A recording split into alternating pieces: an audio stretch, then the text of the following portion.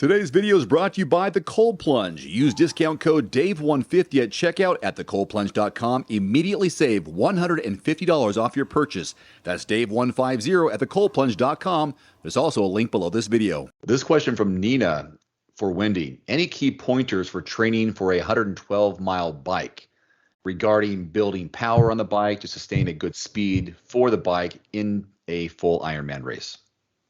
Hey, Nina. She's also in our T2 Endurance Facebook group. So I personally answered her question in the group. It's a great question. It's pretty common. I think athletes kind of could have this expectation, rightfully, to when they're following any training plan that they're going to increase their power, increase their bike speed.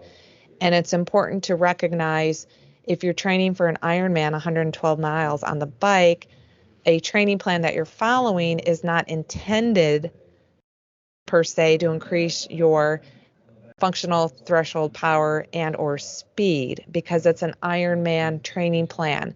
The training details are going to be focused more on endurance and strength, and then maybe a little bit of speed as you get more into the program, but it's not a speed increase FTP type of program, which there are plenty of them out there online if that's something you're looking to do.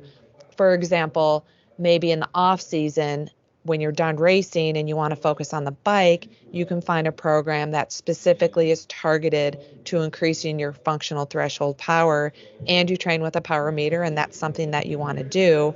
It's going to be a cycling program, probably 4 or 5 days a week of specific to riding.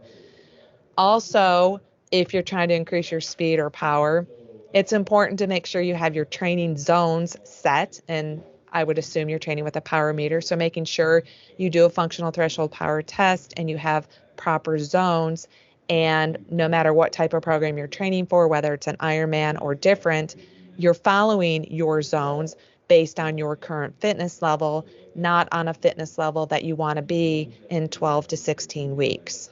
Today's video is brought to you by The Cold Plunge. Use discount code DAVE150 at checkout at thecoldplunge.com. Immediately save $150 off your purchase. That's DAVE150 at thecoldplunge.com. There's also a link below this video.